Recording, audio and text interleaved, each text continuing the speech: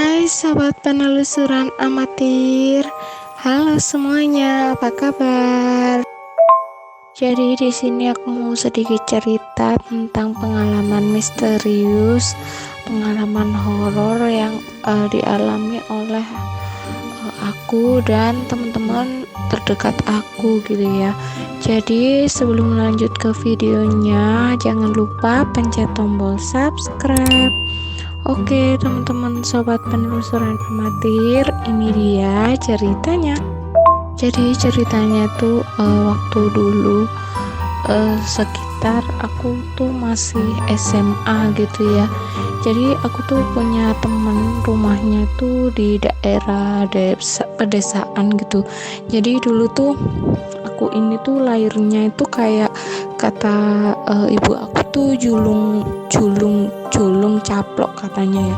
Julung caplok itu yang lahirnya tuh pas maghrib gitu. Jadi itu nggak boleh keluar ke pantai, ke alas itu kayak coban kayak begituan tuh nggak boleh katanya. Jadi kalau mau keluar, kalau misalnya pas maghrib mending habis maghrib, kalau pas sebelum maghrib mending sebelum maghrib, jangan pas bareng sama maghrib kayak gitu ya.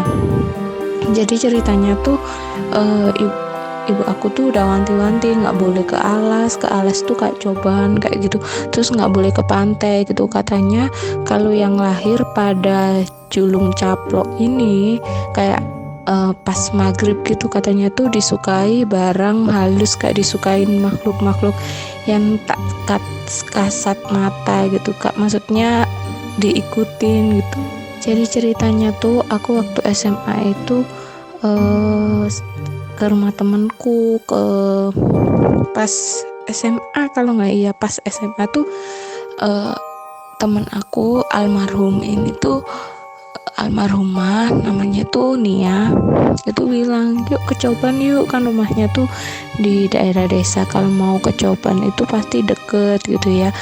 Yuk ke Coban yuk gitu. Terus aku bilang aku tuh nggak boleh ke Coban sama ibu aku gitu.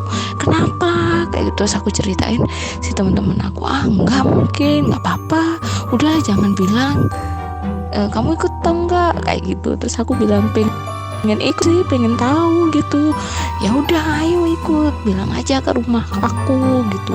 Jadi aku tuh alasannya tuh mau kerja kelompok ke rumahnya teman aku di desa.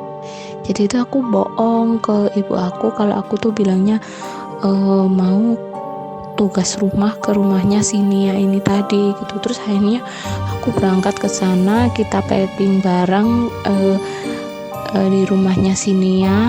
Si Nia ini rumahnya tuh di desa, terus rumahnya tuh gede gitu, kayak rumah dia tuh anak orang punya gitu. Terus aku tuh berapa ya, kayaknya berlima lalu nggak salah ya, itu ke sana, ke mana, ke Coban gitu ya. Jadi pas jalan itu tuh panjang banget, kayak jalannya tuh kayak jauh banget gitu. Terus aku tuh di perjalanan gini, aduh jauh amat ya, capek ini kan. Aku kan nggak bisa kan kalau jalan terlalu jauh tuh pasti kakiku tuh sakit, pasti aku tuh dari kaki gitu, pengapesan yang sering sakit.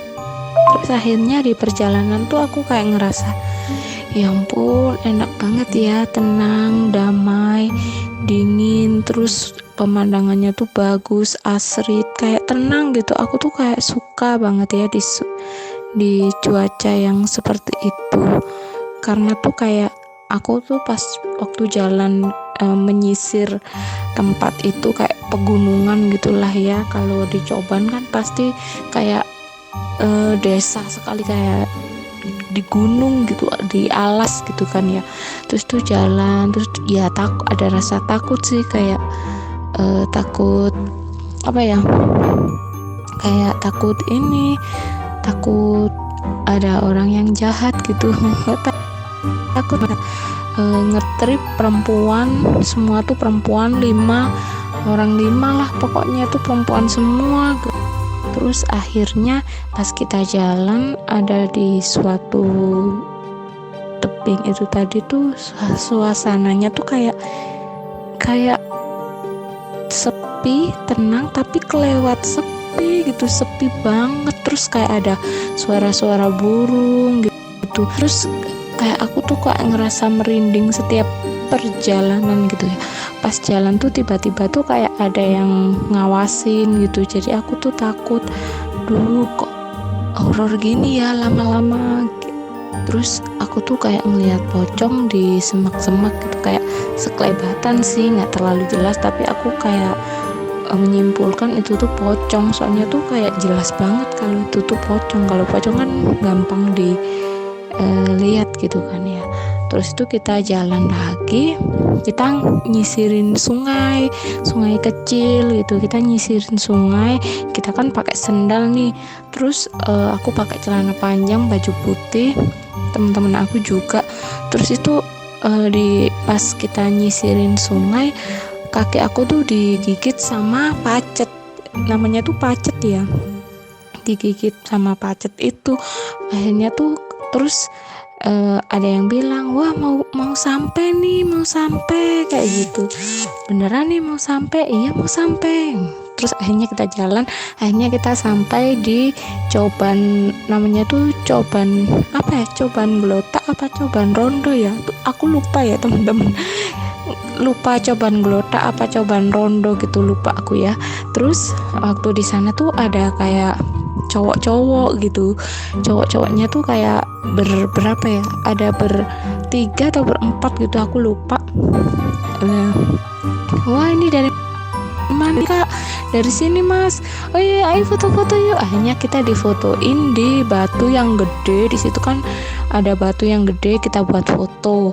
Terus pas udah jadi, kita lihat fotonya tuh nggak kesimpen gitu. Terus kita foto lagi, tetap aja gitu, yang ke foto itu cuma batunya aja, tapi foto kita tuh nggak ada gitu ya. Tapi di sini aku tuh nggak punya dokumentasi foto waktu dulu pas di coban itu tadi, soalnya tuh posisinya tuh udah HP jadul gitu ya, HP-nya tuh nggak seperti Android seperti sekarang gitu. Jadi mungkin udah hilang kan, udah lama banget, pas SMA kan itu. Terus akhirnya tuh wah kemana ini fotonya kan, jadi kayak suatu tanda tanya besar kan, kenapa fotonya hilang, kok tinggal batunya aja gitu.